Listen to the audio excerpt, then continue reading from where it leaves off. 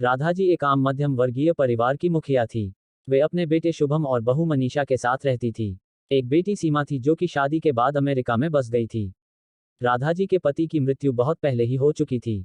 शुभम और मनीषा की शादी को 5 साल हो गए थे, लेकिन अब तक उनकी कोई संतान नहीं थी। राधा जी की बहू मनीषा भी जॉब करती थी, जो कि राधा जी को बिल्कुल भी नहीं सुहाता था। वे जल्द से जल्द दादी बनना चाहती थी, लेकिन मनीषा और शुभम यह अच्छी तरह से जानते थे कि अभी मनीषा का जॉब करना कितना जरूरी था। राधा जी अपने बेटे शुभम से इस बारे में बात करती तो शुभम किसी ना किसी बहाने से बात को टाल देता था। इसलिए वे मनीषा को ही परेशान करने के बहाने ढूंढती रहती थी ताकि वह अपनी जॉब छोड़ दें। और अभी कोरोना काल में तो मानो उनके मन की मुराद ही पूरी हो गई थी।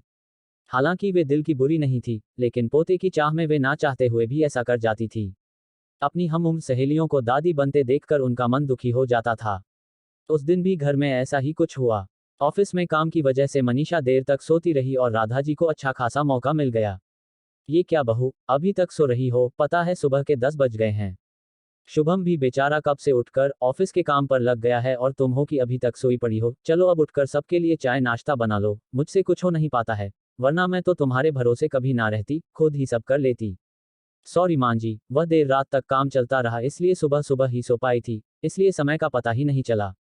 आप चलिए, मैं अभी जल्दी से आती हूँ। हाँ हाँ ठीक है, मेरा कुछ नहीं, पर शुभम को देख लो, उसे कुछ चाहिए तो नहीं? कब से उठा है बेचारा, हे भगवान मुझे जल्दी से ठीक कर दे ताकि मैं ही अपने बेटे का ध्यान रख सकूं।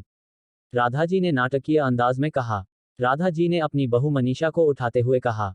मनीषा ने घड़ी देखी तो वाकई 10 बज गए थे। आज उसकी आंख कैसे नहीं खुली। वह जल्दी जल्दी अपने काम निपटाकर हॉल में आई तो शुभम अपने लैपटॉप के साथ ऑफिस के काम कर रहा था।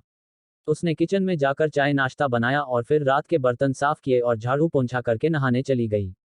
दरअसल कोरोना वायरस की बढ़ती बीमारी की वजह से शहर में पूरी तरह लॉकडाउन किया गया था, इसलिए काम वाली बाई भी नहीं आ रही थी। मनीषा खुद एक इंटरनेशनल कंपनी में काम करती थी, उसका ऑफिस टाइम निश्चित नहीं होता था, अधिकतर उसे रात में देर तक काम करना होता था। कल भी उसका काम देर तक चलता रहा, इसलिए वह देर तक सोती रही। मनीषा नहाकर आई तो देखा कि उसकी सास अपने कमरे में अपनी सहेली से फोन पर बात कर रही थी।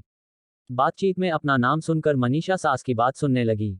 अरे शारदा, तुम भी अपनी बहू को ज्यादा सर पर मत बैठाओ। बहू को ज्यादा उड़ने दोगी तो कल को अपनी नौकरी के चक्कर में वह तुम्हें ही घर की नौकरानी बनाकर छोड़ेगी। मैं तो भाई शुरू से ही मनीषा के नौकरी करने के खिलाफ थी। अब करे नौकरी शौक से, पर साथ साथ घर के काम भी करें। मैं तो बदन दर्द का बहाना बनाकर बैठ जाती हूँ, नहीं तो सारे काम का बोझ मेरे सिर पर आ गिरता। मैं कोई मुफ्त की नौकरानी थोड़े ही हूँ।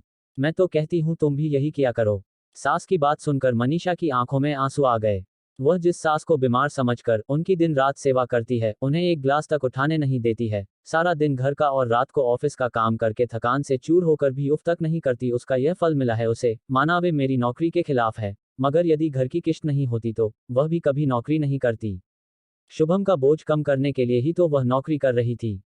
खैर अभी के मुश्किल समय में वह सास से किसी भी बात पर बहस नहीं करना चाहती थी जिससे घर का माहौल खराब हो, इसलिए वह उनकी बात को नजरअंदाज करके वहां से चली गई। लेकिन उसकी नजरों में राधा जी की इज्जत जरूर कम हो गई थी। दूसरे दिन सुबह सुबह राधा जी की बेटी सीमा का अमेरिका से फोन आ गया। सीमा की सास उसके पास अमेरिका आई हुई थी। आदत के अनुसार राधा जी ने जैसे ही सीमा की सास की बुराई करनी चाहिए, वैसे ही सीमा ने उन्हें डपट दिया। माँ, आप बिल्कुल भी मान जी के बारे में अनाप शनाप नहीं बोलेगी। पता है आपके चक्कर में आकर मैंने उनके साथ कितना बुरा व्यवहार किया था, लेकिन आज मुझे उनकी कीमत पता चल गई है। तुम तो उनके यहाँ पर आने के कितने खिलाफ थी, मगर आज अगर वे यहाँ नहीं होती ना माँ, तो ना जाने हमारा क्या हाल होता। तुम्हें तो पता ही है कि मेरा नौकरी करना कितना जरूरी है। कोरोना ने यहाँ भी ऐसा कहर ढाया है कि घर से ही सब करना पड़ रहा है। किट्टू का बेबी केयर सेंटर भी बंद है। मैं और राजेश फुल टाइम बिजी रहते हैं, ऐसे में मांजी ने अकेले ही किट्टू के साथ साथ पूरे घर का सारा काम संभाला हुआ है। मुझे कुछ भी नहीं करने देती है। अगर वे नहीं होती तो माँ हमारा क्या होता, यह सोचकर ही रोंगटे खड़े हो जाते हैं। सच में माँ वे कोई साधारण महिला नहीं है, बल्कि मेरे लिए तो देवी के समान है। मेरे इतना अपमान करने के बावजूद। और सीमा रोने लगी। उसने फोन कट कर दिया। सीमा की बात सुनकर राधा जी की भी आंखें भर आईं। उन्हें अपनी भूल का एहसास हो गया था। मनीषा तो वाकई उनका कितना ख्याल रखती है।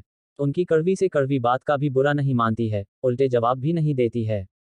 वाकई अभी का समय तो एक दूसरे को हौसला देने का है, सारे गिले शिकवे भुलाकर एक दूसरे की मदद करने का है। तो फिर वे स्वार्थ में कैसे अंधी हो गई थी, इतना कैसे गिर गई थी कि ऐसे मुश्किल समय में अपने ही परिवार की सहायता नहीं कर सकती।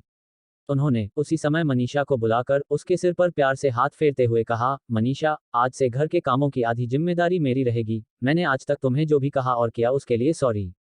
चलो अब तुम जाकर आराम करो, खाना मैं बना लूंगी। इधर सास का बदला हुआ रूप देखकर मनीषा की भी आंखों में खुशी के आंसू आ गए और अपनी सास के प्रति उसके मन में फिर से पहले वाला सम्मान वापस आ गया था। शायद हमारे जीवन में मुश्किल समय आता ही इसलिए है कि हमें एक दूसरे की अहमियत का पता चले। अपनी गलतियों का एहसास होने और आगे बढ़कर माफी मांगने से वाकई इंसान छोटा नहीं बल्कि बहुत बड़ा हो जाता है। राधा जी की तरह।